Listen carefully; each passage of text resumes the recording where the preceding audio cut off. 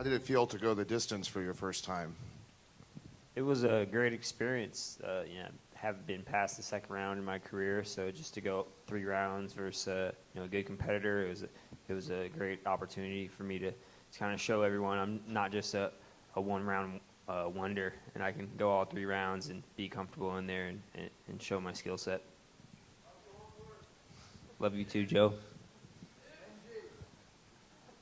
And Michael Chiesa, you were caught in some crazy submissions there in the fight, and I was curious what was going through your mind during those moments, and basically what did it take for you to get out of those submissions and some of those moments that looked like it could have been a near finish for you?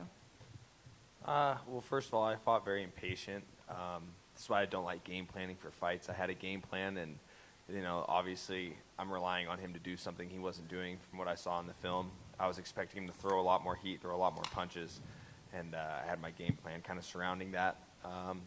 Everybody was talking about the body shot in the first round, and just like you said with the guillotine, that was pretty deep. But other than that, yeah, just I'm a grappling-based fighter, so just had to tough it out. And once you get sweaty, you can kind of pull out of those things. You don't have to be as technical. So he's a tough guy. He showed up for sure. And while I got the mic, I want to say, good job, TJ. And question for Tony, please.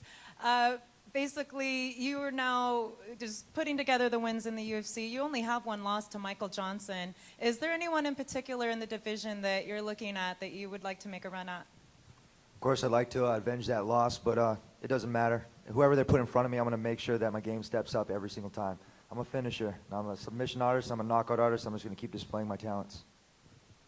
Thank you very much. If I could follow up with TJ, please. Obviously, you've got Dana saying that the Asuncion rematch makes a lot of sense. As a brow fight would also make sense. Is one more preferable to you than the other?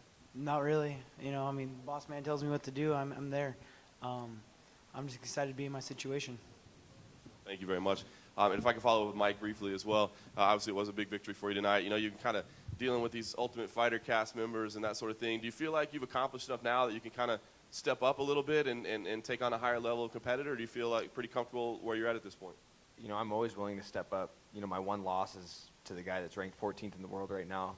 I've shown that I'm willing to step up and face top-tier competition, but I'm not at that point in my career where I can start calling people out.